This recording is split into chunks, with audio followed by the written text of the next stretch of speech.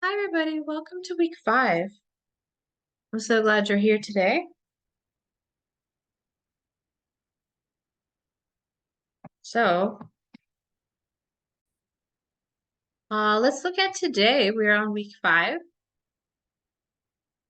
So, this week we are looking at decision making.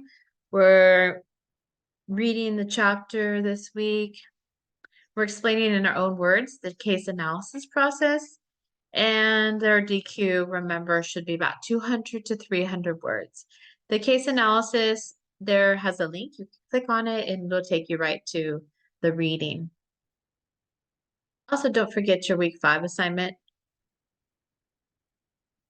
Read the decisions in CAVA scenario located in supplemental materials on page 14 of the syllabus. Whoop. Okay.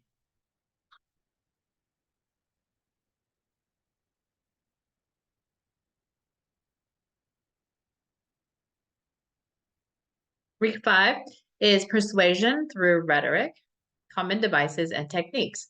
Next week, we'll be talking about fallacies. The last couple of weeks, we've been talking about premises and defining what critical thinking is. In this chapter, we are defining the difference between rhetoric and argument. We're detecting rhetorical devices and their persuasive impact. We're recognizing prejudicial and non-prejudicial uses of rhetorical devices. We're identifying, critique the use of euphemism, dysphemism, weasels, and downplayers. We're identifying and critique the use of stereotypes, innuendo, and loaded questions. Identify and critique the use of ridicule, sarcasm, and hyperbole. Identify and critique the use of rhetorical definitions, explanations, analogies, and misleading comparisons. And we are identifying the critique the use of proof, surrogates, and repetition. Identify and critique the persuasive aspects of visual images. Words have tremendous persuasive power, and we call those rhetorical force or emotive meaning. Their power to express illicit images, feelings, and emotional associations. In the next few chapters, we examine some of the most common rhetorical techniques used to affect people's attitudes, opinions, and behavior. Rhetoric, we know, refers to the study of persuasive writing. As we use the term, it denotes a broad category of linguistic techniques people use when their primary objective is to influence belief and attitudes and behavior. Such images as this add to the negative impact of the death tax described in the box. Likewise, you don't make it stronger by adding rhetorical devices. Many of the rhetorical bells and whistles have names because they are common, so well understood. Because they're used primarily to give a statement a positive or negative slant regarding a subject, they're sometimes called slanders. We'll describe some of these more widely used specimens. You can look at rhetorical device 1. Is euphemisms and dysphemisms. Euphemisms are unpleasant truths wearing diplomatic colleague. Language usually offers a choice of words we want to say something. Until recently, the term used car referred to an automobile that wasn't new, but nowadays it's like pre-owned. People who sell cars, of course, hope that different terminology will keep potential buyers from thinking how used the car might be. Pre-owned is a euphemism, a natural positive expression, instead of one of those that carries negative associations. We see that with like thrift stores like Goodwill and Salvation Army. A lot of young people like to make their own style. So they'll take style from different generations, or they'll add something like maybe ruffles or lace or flare to a pair of jeans and make their own style. So they call it sometimes upstyling or restyling. And sometimes I think Goodwill's starting to get a little bit pricey because they know people will come in there and buy stuff. So here's Grover Norquist, the head of the Americans for Tax Reform in Washington, D.C., and press release from the organization. Over 70% Americans oppose the death tax with good reason. It's the worst form of the double taxation, where after taxing you in your life, the government decides to take even more when you die. Death tax is a euphemism, of course. The estate tax is a tax on the death. But uninherited wealth imposed by the occasion of a person's death, and the person paying the tax is not decreased, but the inheritors who never pay the tax on the money. The opposite of euphemism is a dystrophism. Dystrophism is used to produce a negative effect on the listener's reader's attitude towards something, like positive associations it may have. Whereas freedom fighter is a euphemism for guerrilla or rebel or terrorist is a dystrophism. Dystrophism often are deceptive ways of least hint of the deception. All the examples or preceding paragraphs are examples of such uses. But euphemism can at times be helpful and constructive. By allowing us to approach a sensitive subject indirectly by skirting its entirety, euphemisms can sometimes prevent hostility from bringing rational discussion to a halt.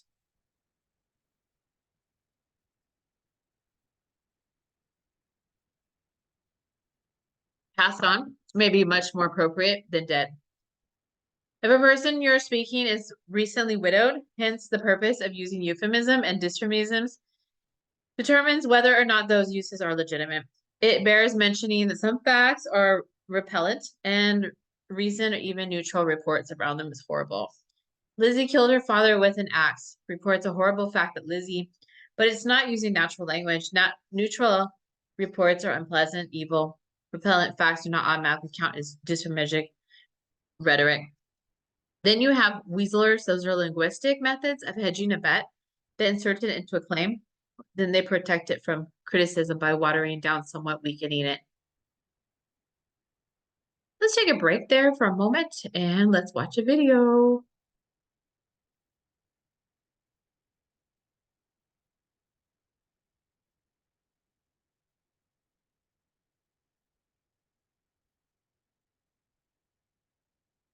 Okay, how reading affects your creativity. I chose Wix for my business because of its massive scope for functionality and freedom of creation.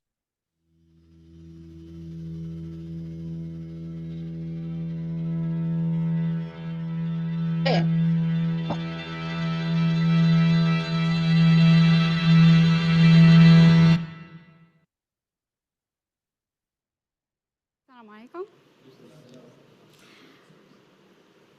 I was 17 when I finally came back to Libya for good. Growing up in Switzerland, I believe the worst thing that I found really challenging as a kid was how to spell the word Switzerland.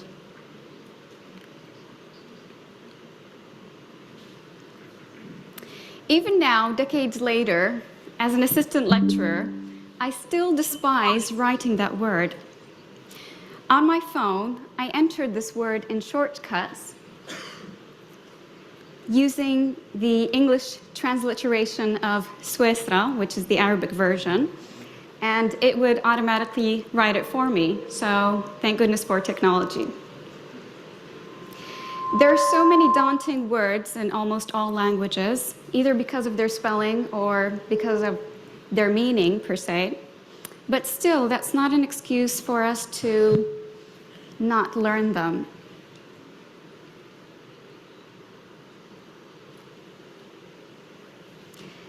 Life is a school, they say, and there are various elements that contribute to the formation of knowledge. Early on in life, we learn initially from our parents, but for certain mundane reasons, they just can't give it all. And that's perhaps why we need to go to school, in order to learn from other individuals who specialize in this field or that. Therefore, our language skills are established, and by means of absorbing the words that float out of course materials and the mouths of our teachers. With words we speak, and through speaking we express ourselves and communicate with each other. But not all of us are gifted speakers. I, for one, am not an outspoken person, especially when it comes to expressing my inner thoughts and true emotions. As a child, I was a very shy person, especially with strangers, and no sooner I found comfort in writing. In junior high school, I wrote a short composition about my childhood, and at the end of that day, I discovered that my teacher actually read that piece to almost half the school. He later on told me that my career would definitely have something to do with writing, and even at that time, I had a pretty good feeling that it would. In high school is when I actually started to read full-length novels. My first classic novel was written by Louisa May Alcott, Little Women, followed by contemporary works, namely Mills and Boon's. When I was 14, I was obsessed by comic books, like almost any other teenager. I used to read for Nabil Farouk. He is the writer of Adam Sabri, the man of the impossible. I also used to read the Archie's comics. I was inspired by the character of Betty Cooper to write diary entries, and I still do so till now. When I started college, I discovered that there was a sort of lacking in my writing techniques, namely in organization, sentence structure, and also focus. Now, at that point, I thought I had been an avid reader, and that shouldn't be a problem for me. But that actually urged me to change my approach towards reading. I started reading as a student, which means not just reading for pleasure, but also learning the tricks of the trade from the masters.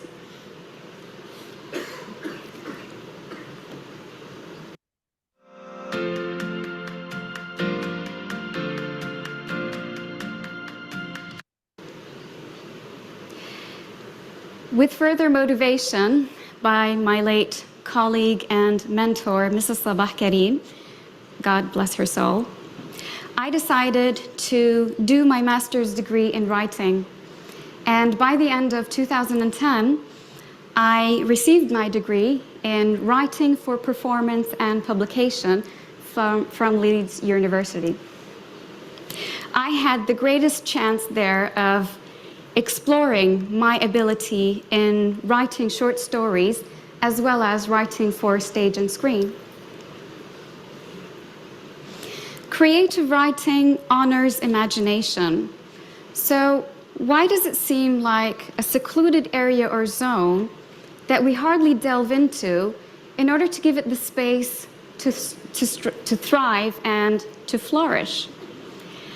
Allow me now to talk about my experience teaching creative writing here in Libya. And I say Libya as a whole because I believe this is an issue that prevails in almost all regions here in Libya. The problem of learning a foreign language and actually using it. In early 2010, shortly after I came back from the UK, I introduced creative writing for the first time in Misrata University. I was so excited about the whole thing. But apparently the students weren't. Only one student enrolled for that semester. And therefore, the course had to be canceled. But the next semester was quite promising. I had 11 students, not bad, followed by 50, and then a whopping 80 at one semester.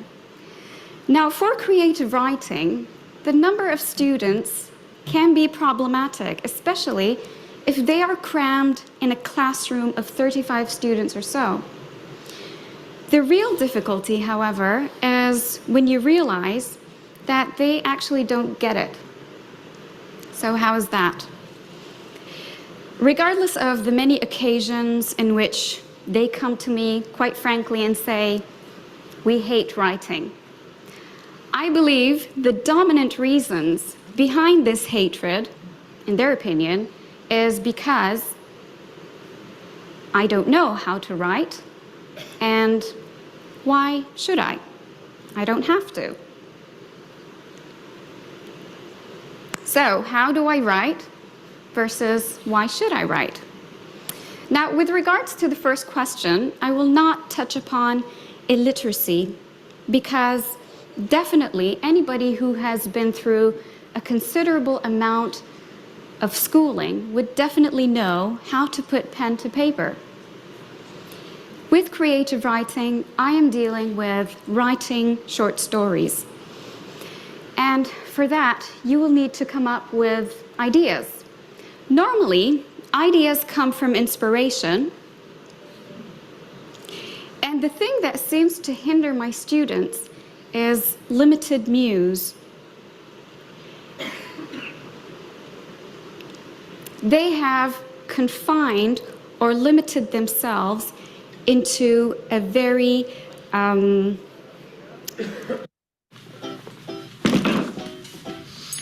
What's up? Hi, Jira.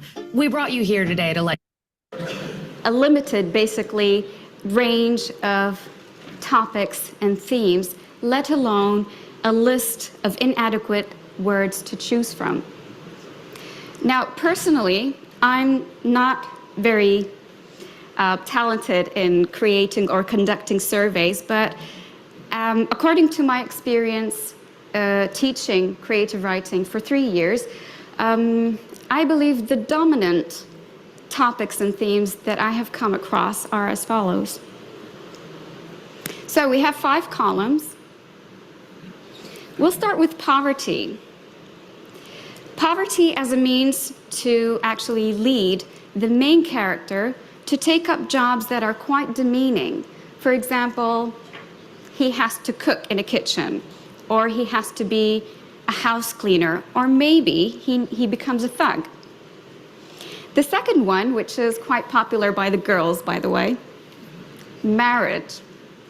The main character has to leave the one she loves in order to, marry someone else who is either richer or has some kind of higher influence in society. Cancer seems to be the winning ailment whenever there is a chance for them to talk about someone who gets ill and later on dies. So this is the easiest way this is the easiest route towards death. And then car accident. This is quite surprising to me because every time they want to kill the parents, they have them killed in a car accident. Social disputes are namely inheritance, the ever-evil uncle, and the love triangles that happen at school. Now, some of you might think that this is actually fine given the student's background. It actually is fine because people tend to write about things that they know truly well. But the problem is when they write about things or stories they believe is what other people expect from them. This is where the limitation lies. Now imagine, if we go back to this box, imagine this is the structure of our culture. These 5 columns. Incredibly limited, and at the same time, it really gets tiring when you're subject to it every semester. There was this one semester when I actually firmly announced to my students, please don't kill the parents in a car accident. If you don't want them in the story, then just keep them at home, safe and sound, and then move on to something worthy of telling. We need to think outside this cultural box. A foreign colleague of mine once said, we're dealing with students who haven't really experienced life. And he was right. How can we expect creativity from students whose experience range is probably 3 out of 5 of these columns?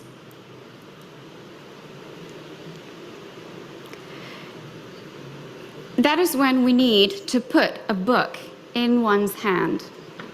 Reading not only makes you become a better writer, Through living the lives of fictitious characters, we learn from how they deal with abnormal circumstances and learn from their mishaps. We also delve into the various cultures of life, of the world, and there's our free ticket. We have successfully broadened our minds, and we're practically ready for the extraordinary.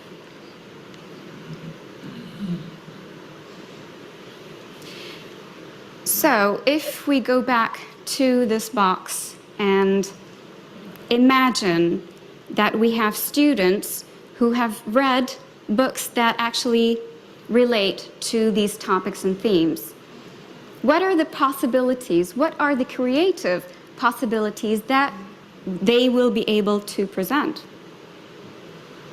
So here we have the 5 topics that I mentioned earlier, the 5 things that they seem to be on repeat, and examples of novels that deal with these themes.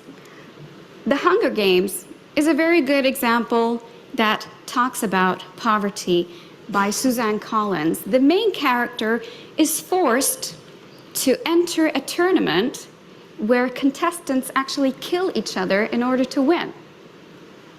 There's an idea. The second one, Pride and Prejudice by Jane Austen. Now, this is a novel that's been written almost 200 years ago, 2 centuries ago. The thing that makes it long-lasting and still alive is because, for this specific topic of marriage, is because the main character, Elizabeth Bennet, actually opposed social code. IXL is helping 10 million students succeed in math and language arts. On IXL, your child will practice important concepts with fun, interactive questions. And imagine that happening back then. My Sister's Keeper has brilliant issues or cases of health issues by Jodi Picoult. We have more than one, which is cancer. We have acute promyelocytic leukemia, which is blood and bone marrow cancer. We also have drug abuse in this novel and a case of epilepsy. I will not comment on the car accident. Please don't kill the parents. So moving on to Social Disputes, the last one, In the Country of Men, written by our very own Hisham Matar. Here we have a story about political chaos that actually affected a domestic life as a result to what was going on here in Libya back in the 70s.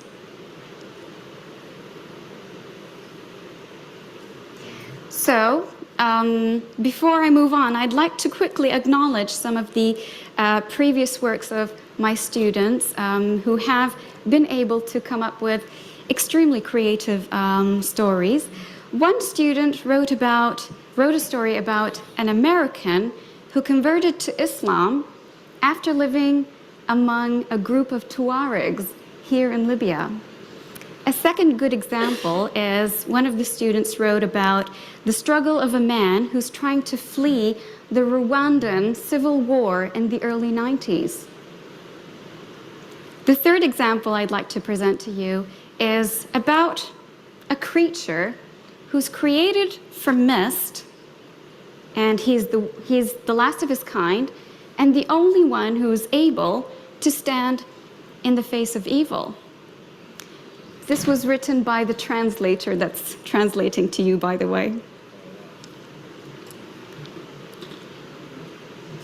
So, going back to those 2 questions, how do I write? Now that we've read, now that we've broadened our minds, well, of course, you need to start reading books that might be of interest to you, and for authors who are actually whose style of writing you find interesting. And then you start putting pen to paper You scribble, you draft, you redraft, maybe 100 times, and then you're done. The second question, why should I? Well, actually, you don't have to write. Unless you're one of my students, then you just have to do it. Storytelling is an art. It allows you to translate your inner thoughts and perhaps your philosophy in life. And that's actually why people enjoy reading. There's a literature that needs to be conveyed for generations to coexist and intertwine. I'd like to conclude with a quote by Elif Shafak, the author of The 40 Rules of Love.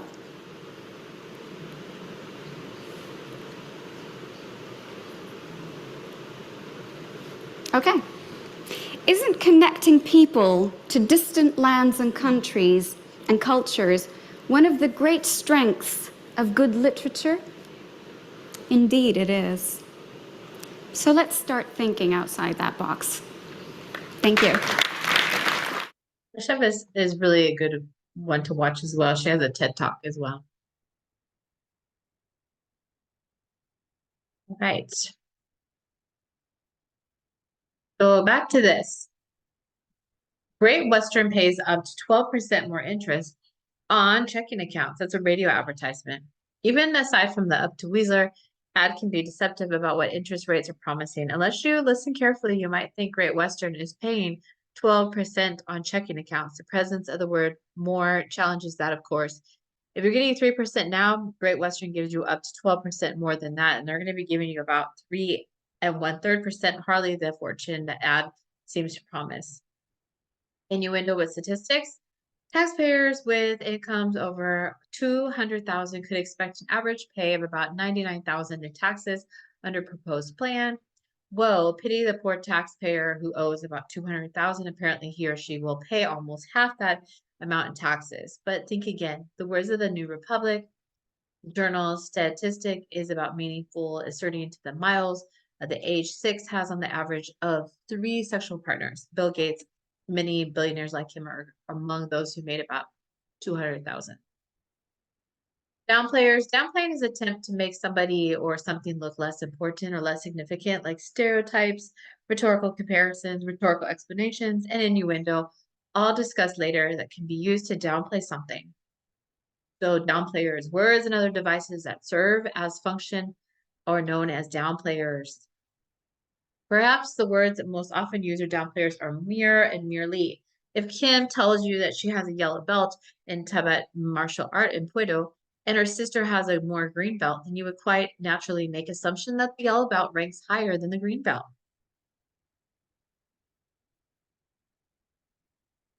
Rhetorical devices 2 is stereotypes.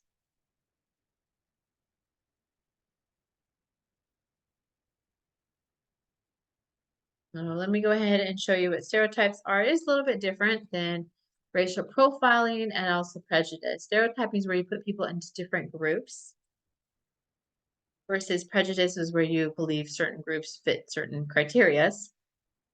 And if you have prejudice, maybe you pick and you're biased over one group than another. Can stereotypes ever be good? Good question. Here's a little TED Talk to explain that.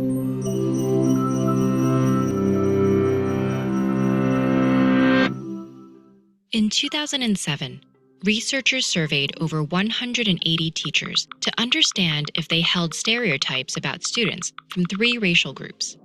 The results surfaced several negative stereotypes, labeling Black students as aggressive and stubborn, white students as selfish and materialistic, and Asian students as shy and meek.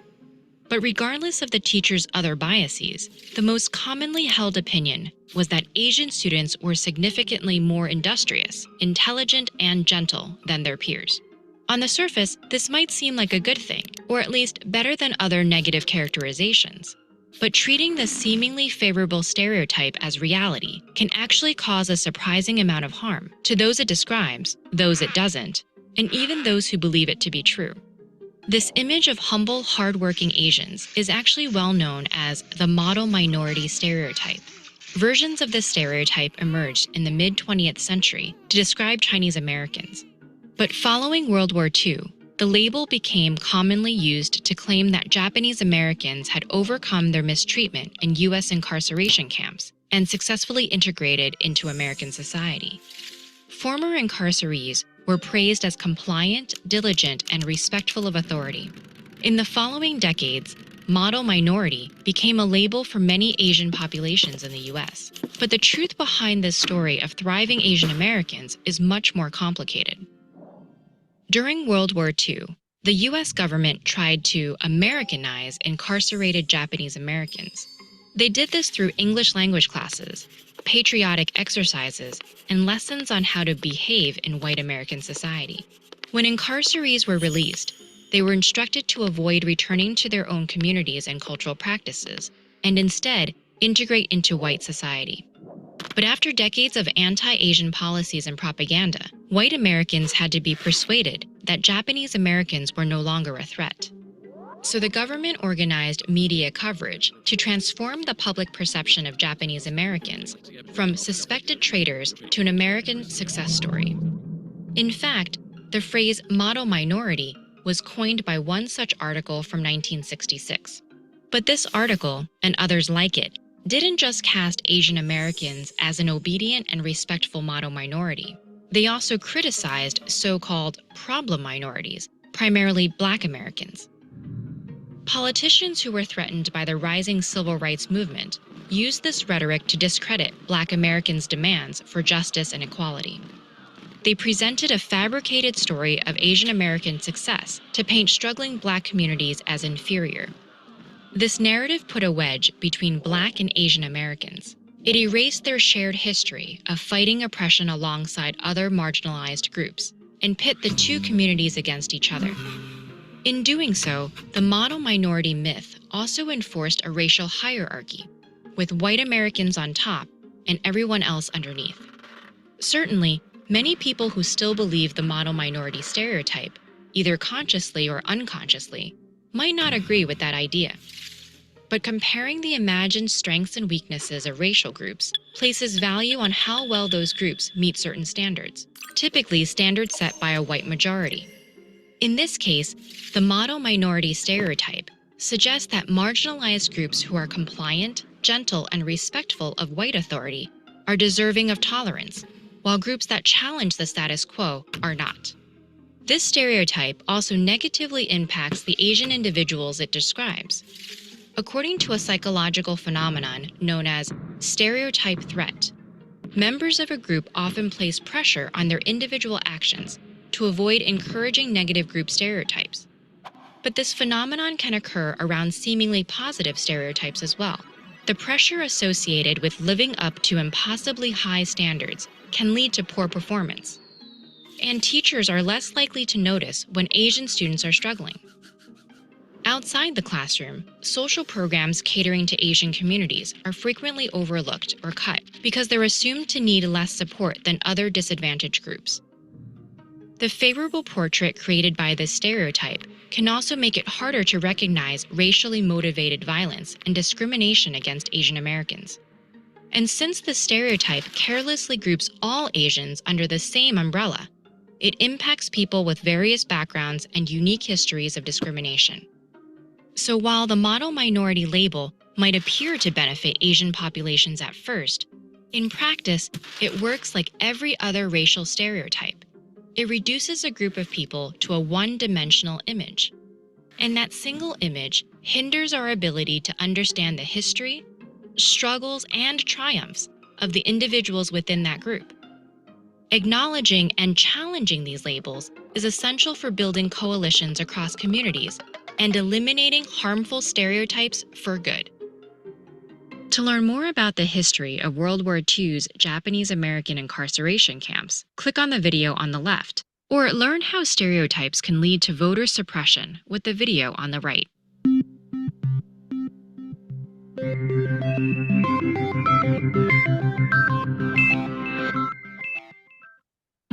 How does he know if I've been naughty or nice? He sees everything. Everything? Let me guess. He's got lots of storage, too. The electric BMW Road Home sales event is on now. Lease a 2024 BMW iX for $699 per month. All right.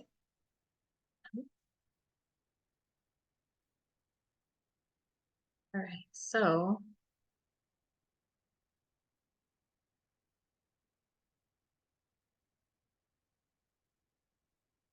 yeah, let's go ahead and take a 10-minute break. Hold on. Take a 10-minute break.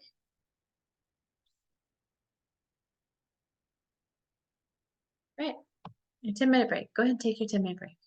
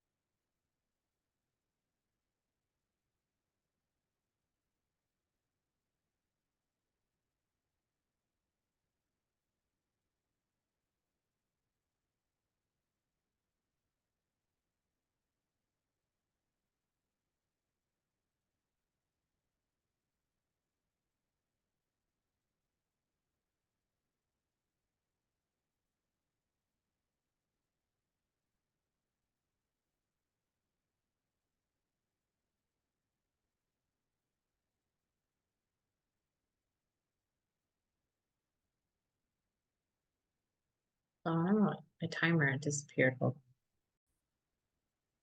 There you go.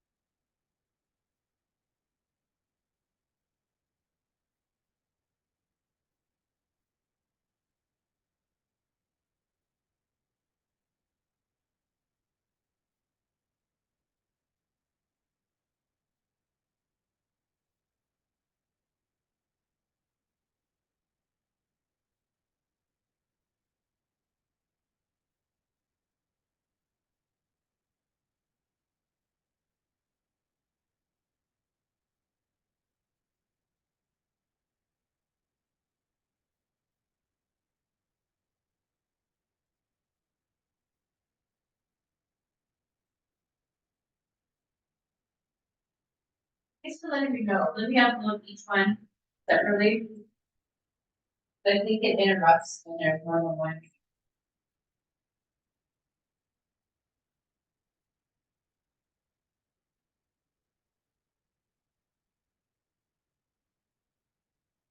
Thanks.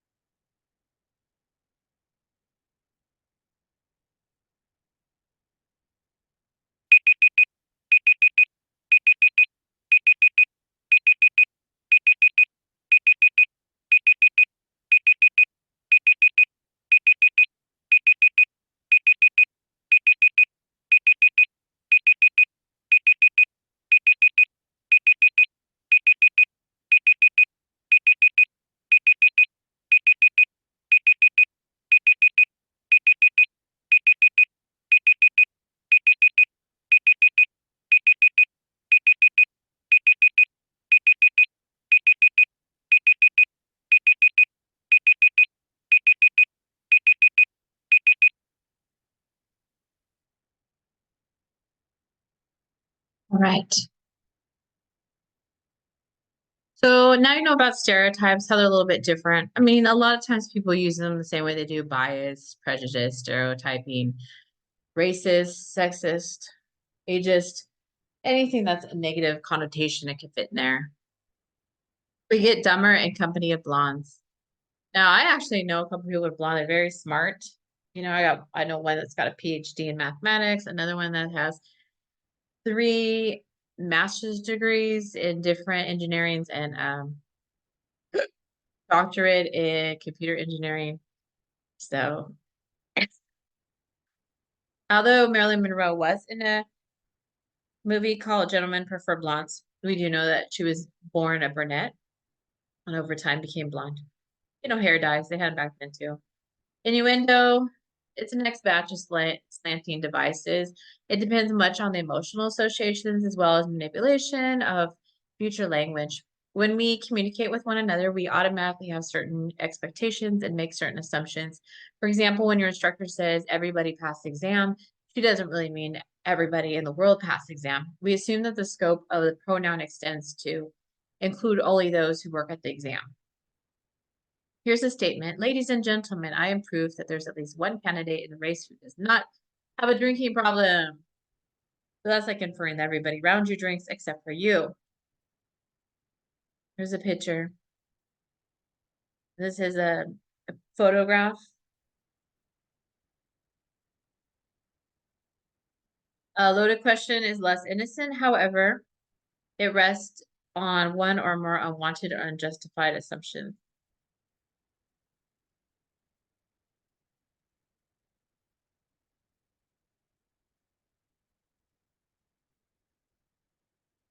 Loaded question, less innocent. However, it rests on one unwarranted or unjustified assumption.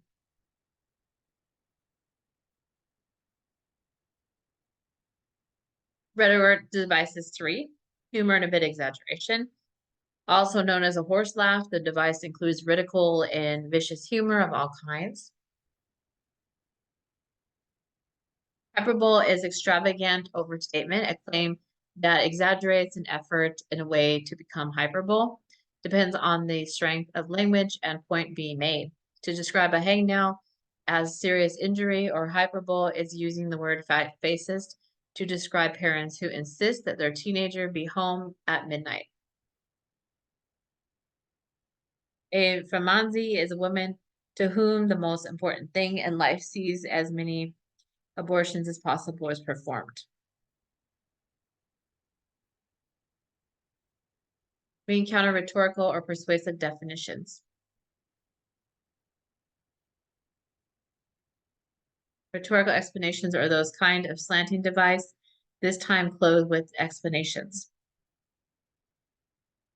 To compare a social security system to such scheme is to make a rhetorical analogy, a comparison of two things or likening of one thing to another in order to make one of them appear or worse than it might be.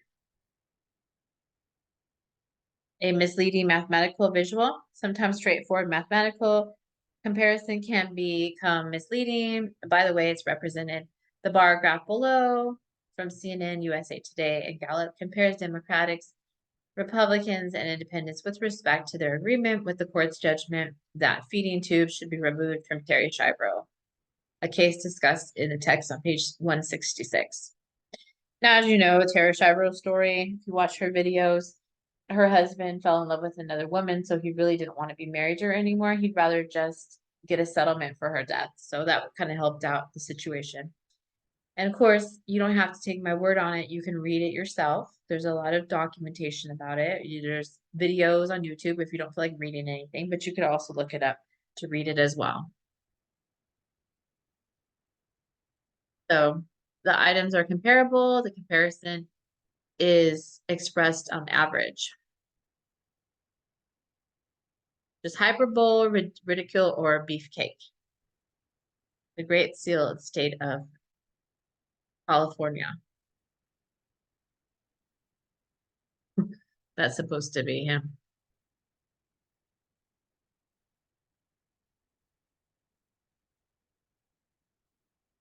Hold on, let me go back to my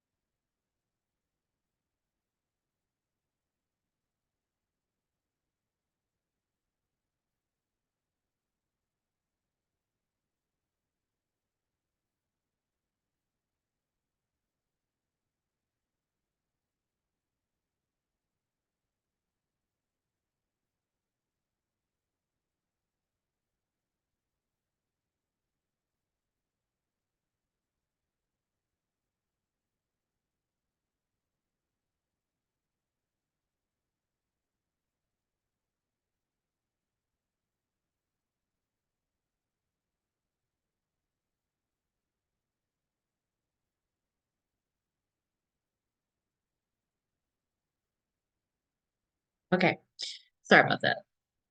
Okay.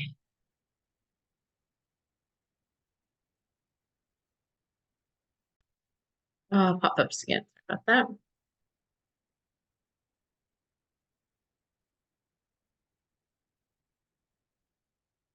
Going too fast. Okay. More rhetorical devices. Good argument provides justification for accepting the conclusion.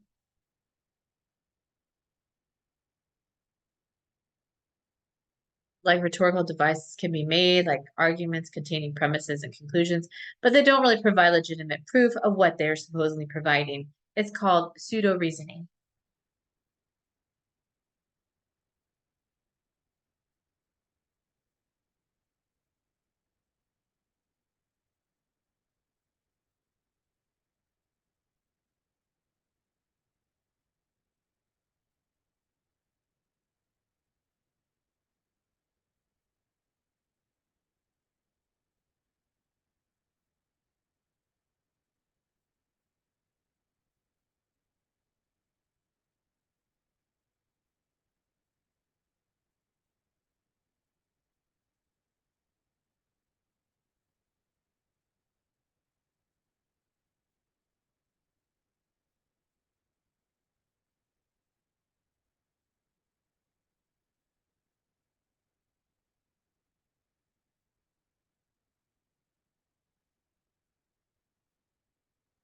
Guess I have to click here. Okay, so a fallacy is a mistake in reasoning. It's a mistake to think that something wrong because it makes us angry. Argument is the outrage consists of inflammatory words or thoughts followed by a conclusion of some sort. It substitutes anger for reason and judgment in concerning the issue. Scapegoating is a breed of an argument from outrage in which one person or group gets blamed for everything bad. Example could be, dear editors, when Al Jones wrote that criticized the city workers, he didn't mention his occupation. Maybe he's a millionaire with a graze in the world, or maybe it's time to criticize people working for him, if he's even a taxpayer. When the motion appealed to fear rather than anger, this fallacy is known as scare tactic. A rhetorical device used as a threat instead of good reason to get someone to accept a claim. In a special case of scare tactics, the argument by force amounts saying, I agree with you or I will hurt you. Legitimate writings are not scare tactics, even though they may be scary. If you don't check your parachute before jumping, you may die. An excellent argument. I bet you'll explain why Fantasy Island adult bookstore should be closed down. You go there and we'll send your license plate number to the newspaper. What are you going to do with people like knowing what kind of stuff you read? Argument from pity. You need a job, and although you're not qualified to try to get it by making an employer feel bad for you, the name of your rhetorical device is that plays on your comparison to get you to accept the claim instead of rely on sound reason. Think about that for a moment. Argument from pity.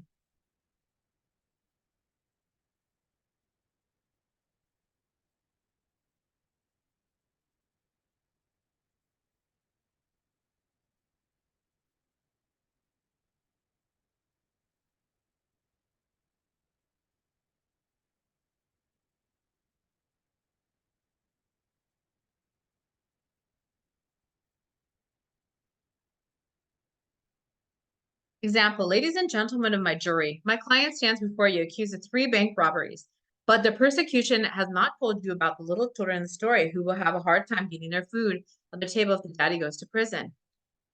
The apple polishing fallacy is when we allow praise of ourselves to substitute for judgment about the truth of a claim when we do this to others.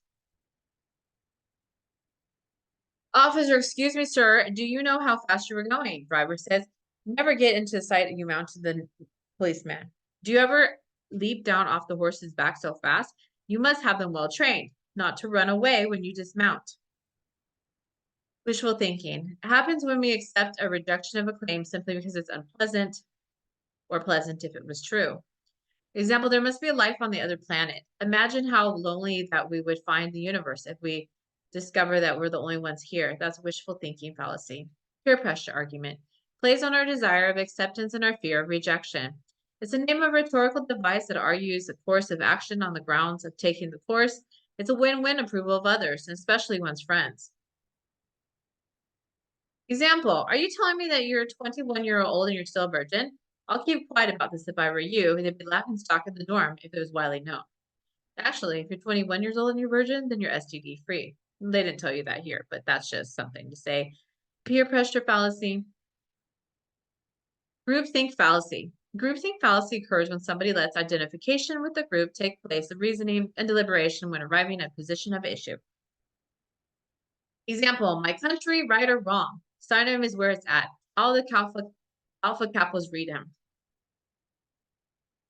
Remember, when arguments evoke emotions, we may want to accept the conclusion without support. Look for fallacies in rhetoric. Rationalizing is when we use false pretexts to satisfy our own desires or interests. Rationalizing involves a confusion in thinking. It involves an element of self-deception about our true motivation. Example, she'll be glad she spent the night out drinking. I'm giving her some personal space. Argument.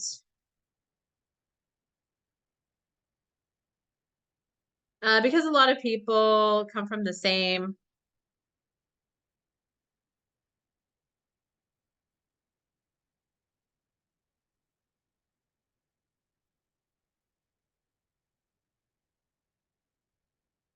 they claim the grounds are already accepted by a substantial number of others. Example, there must be an afterlife. Wherever you find human beings, you find their minds naturally returning to this thought. Example, obviously, it's right for the United States to attack Iraq in 1991. Polls at the time showed about 90% of Americans thought it was war justified. Example, my opponent would like to see the TV networks label their programming on the grounds of violent shows, make children watch them violent. But everybody knows a couple of shows can't change your personality. The name of the rhetorical device tries to justify an action on the grounds it's a normal behavior accepted by most people. Why do you take the bus to work if people to drive? Truth is relative. Opinions are relative, but factual claims, remember, factual claims can be tested or verified. The name of a rhetorical device that's based on the view is called relativism, and that's what true, not true for another. Professor gave me a D on your essay because your grammar was faulty and your organization was difficult to follow student. That's your opinion. Example for a subjectist fallacy is biker. I refuse to buy a Japanese motorcycle. I don't believe in doing business with communist countries. Reporter, but Japan isn't communist. Biker says, well, to me they are. Two wrongs make a right. Two wrongs make a right is a fallacy because wrongful behavior is somebody else's part. Doesn't convert to wrongful behavior on your part and rightful behavior.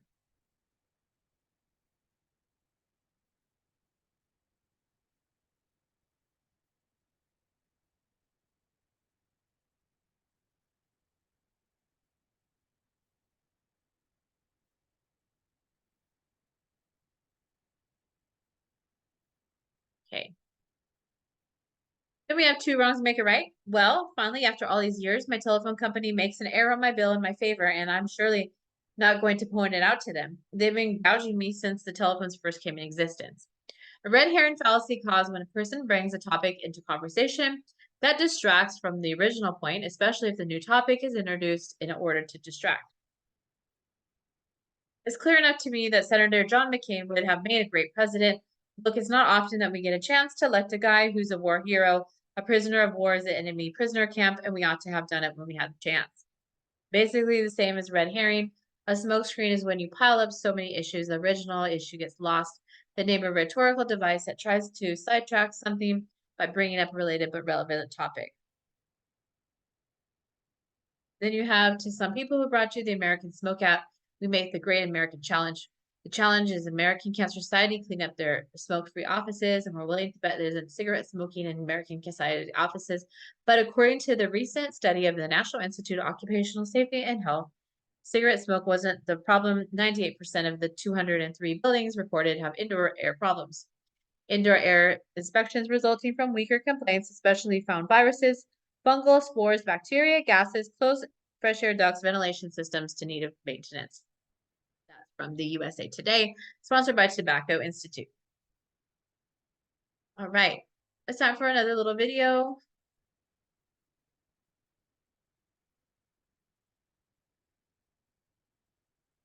Here's how we can sharpen our We're lucky to live in an age where the sum total of human knowledge is pretty much available at the click of a button. We've never had access to so much information, but not all of what's out there is quite what it seems. So here's a few strategies to navigate your way through and avoid falling out with people along the way.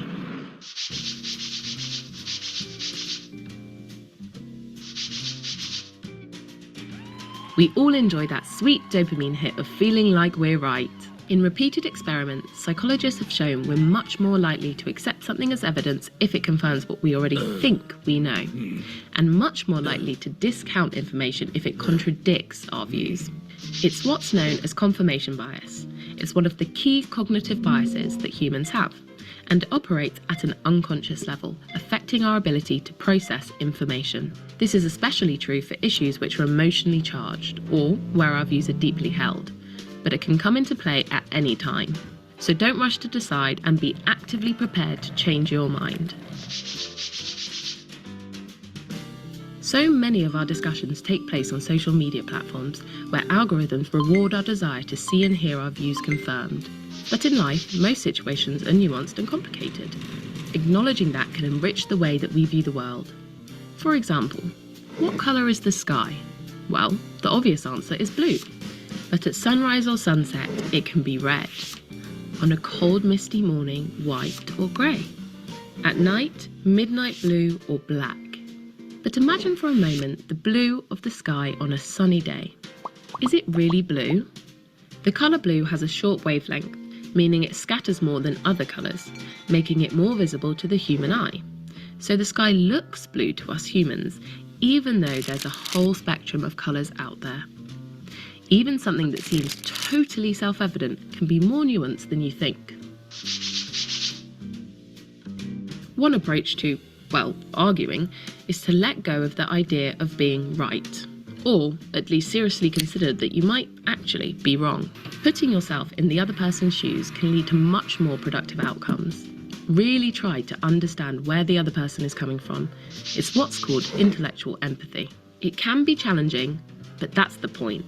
This can only work when both parties are engaging in good faith. Arguing just to waste somebody's time, known online as sea lioning, not only makes you that guy or girl people avoid at parties, but we are intellectually, socially, and politically worse off for it. It's more important than ever to know where your information is coming from. That sciencey looking graph about the dangers of feral Dalmatian puppies might look very convincing until you dig a little deeper and find it was commissioned by fur coat coveting Disney villain Cruella de Vil. Be on the lookout for ulterior motives and vested interests. Becoming literate in the basics of scientific methodology, the use of data and the way it's presented are all weapons in your arsenal when it comes to critical thinking. Whether engaging in online debates or arguing with Uncle Frank, it's very easy to lose our cool and resort to some less than sound tactics. One common tactic is what philosophers call the straw man fallacy. Instead of engaging with the actual belief, you engage with a caricature. For example, if I said, I prefer hamsters to gerbils, you might respond, oh, so you want to drown all gerbils? A viewpoint that's much easier to take down. Another fallacy is the ad hominem fallacy, where you discount an argument because of your opinion of the person making it. This can lead to ad hominem attacks, which is basically Latin for name-calling. In that situation, it's fair to say that everybody loses. Engaging in critical thinking isn't as fun as picking up a pitchfork or feeling like you're fundamentally right, but in the long run, it leads to a more curious, educated, and harmonious society, which ultimately is the biggest win of all. Thanks for watching. If you enjoyed that, be sure to check out these videos next. And if you haven't already, hit the subscribe button and click the bell to get a notification each time we upload a new video.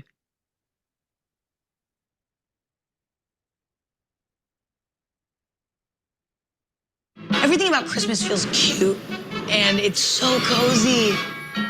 Emma? Hey! Hey! Come on over! Thanks for having us in your winter wonderland. It's my pleasure. I mean, I'm already having friends over. What's the best thing about the holidays? It's all about the sweets. I don't crave sweets the way I do during the holidays throughout the year. Like, it's like something comes out of me. Like, and I'm just so excited to get in the kitchen and bake. But I think my all-time favorite beverage is a peppermint mocha. Speaking of that, I do need to make another cup. Yeah, apron's coming off. It's time. Let's do this. I'm fast. I have people coming over for game night. We have coffee on the table, and we might go until 2 or 3 in the morning. I wouldn't be surprised. Ah, we'll have a game night. I guess my guests are here. And I'm not kicking you out. You can stay. The cameras have to leave, because things are gonna get a little rowdy.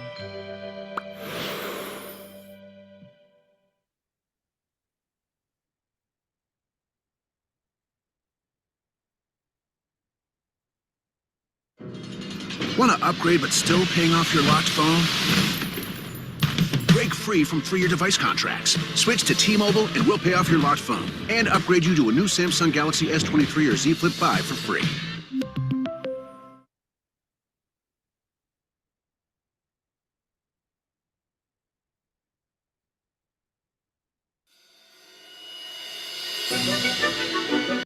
All right.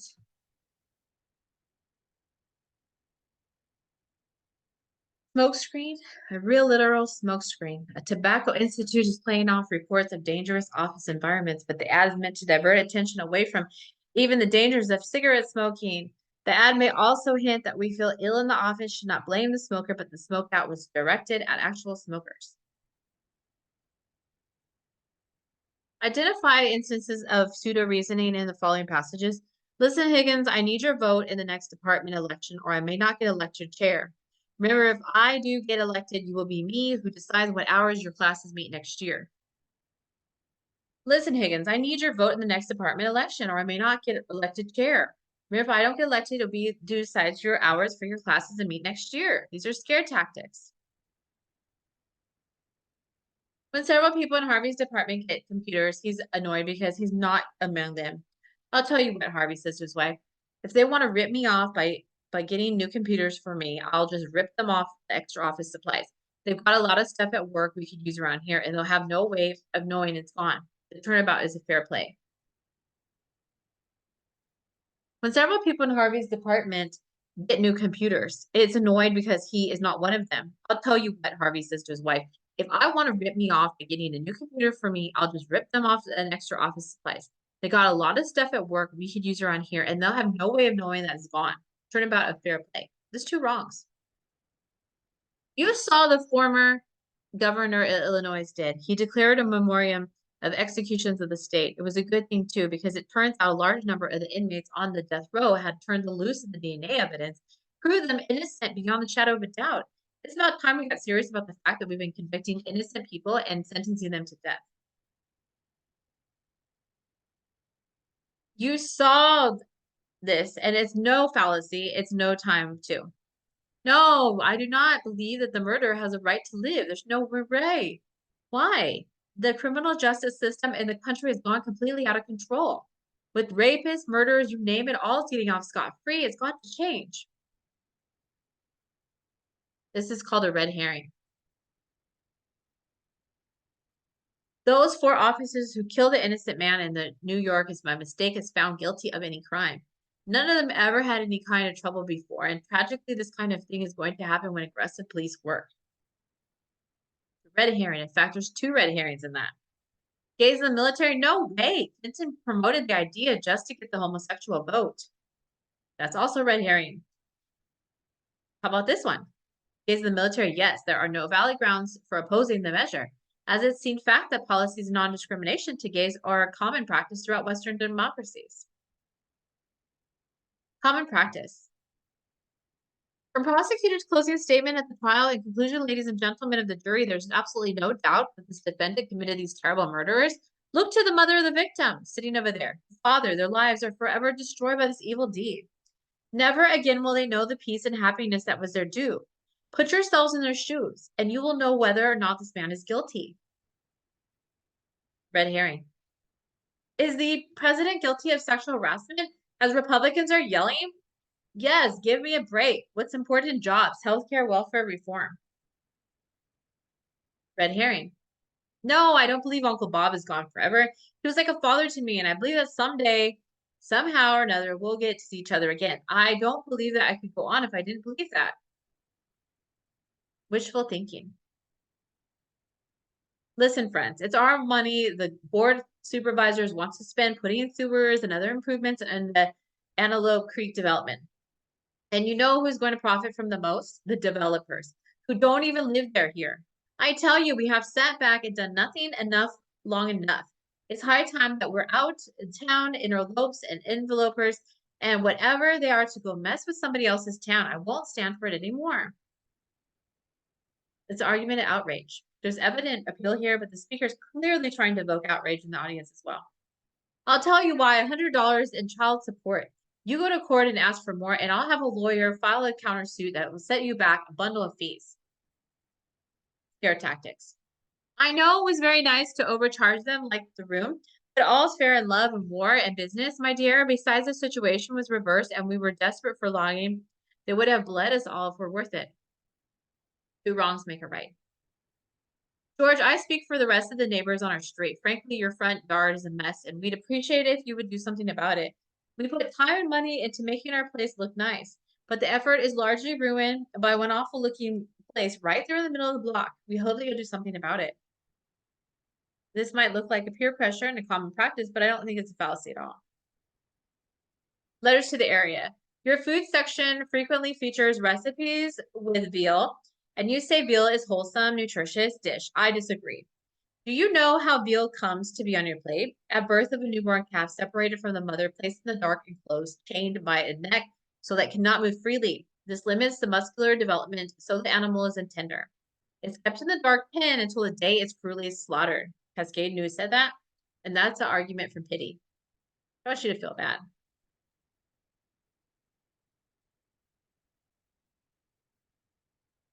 And no fallacy. What's the difference? Ad for the store that sells pianos. Pianos are only business. You'll get the best deal at Piano Experts. Red herring. They sell nothing but pianos irrelevant to how much they sell for them. Frankly, I don't think you would be satisfied with anything less than a Model 24, which allows for more expansion of any other personal computer in our class. The way you catch on things, something I tell you from the questions you've asked here in the store, you're not going to be happy with the machine whose limits you to soon reach. Apple polishing. You're driving once you've been drinking, so you can get in trouble with the law. But if you're careful, I don't think there's anything wrong with it. After all, everybody does it, right? Common practice. Getting the Senator Davis's case a priority of some financial dealings strikes me just plain properly. Davis made a considerable economic sacrifice when he left the private industry and entered politics. The people of this district are lucky to have him. Red herring. The argument is popularity. It says, letter to the editor, they're wrong again. Doctors who say the sun causes cancer, the four substances of all life, water, food, air, and sun. Everybody knows the sun opens the pores of your skin to release toxins. It cannot cause cancer. Cancer is caused by toxin man puts in the air, not sunlight. It's an argument from popularity, although I don't think the view is popular among many. Listen, as long as you're going to live here at home and let your mother and me support you, you can rest assured that you're going to cooperate. And that goes for your opinions as well as your behavior. Your tactics. It's clear to me that Senator John McCain could have made a great president. Look, it's often that we get a chance to elect a guy who's a war hero, a prisoner of war in an enemy camp. And we ought to have done it when we had the chance. Reference a prisoner of war experience retains that red herring until at least indicated how relevant to performance as a president. Look, you can argue all day long, but I believe that Carmichael is the best person for the job, and I hope he gets it. That's my opinion, and it's a good and is any opinion, as well as to change the subject. Look, you can argue all day, all long. It says a version of this subdivision. One person may be good as another, but one may not be as much as the right of opinion as another, but not all opinions are created equal, and those are better opinions have better opinions. But it sounds repetitive. Codes to cause wars. People have known that for centuries. Version of appeal to popularity. Wishful thinking. Greyhound reminds you to travel by car. You take chances, especially if you're traveling alone. Anything can happen. Dangerous thunderstorm, sound effect thunder, engine trouble, sound of car falling on start, blowouts, tire blowing out, car screeching at a stop. Next time, upbeat music. Don't take chances. It's time to go Greyhound and leave the driving to us. Greyhound advertisements. This may look like scare tactics, but the points made are relevant to the claim that alternative to the automobile may be safer. Of course, it doesn't follow that Greyhound is the best alternative. Marty, if we keep on the way we're going, we will destroy civilization on this planet. Tracy, that's so depressing. I think we're going to need to think as well. Wishful thinking. E, well, things didn't quite work out quite the way I wanted, but that's the way life is. E, that's not my philosophy. Your dreams will come true if you want them, but you really have to want them. Wishful thinking. First speaker, think about it. 7-day waiting period to buy a gun would give people a chance to cool off. Would that give the police a chance to make background checks? Are 7 days that much of an inconvenience? Second speaker, I wouldn't talk that way around here, friend. Lots of people around here own guns, and they don't like kindly to people who want to make them register their guns. Scare tactics.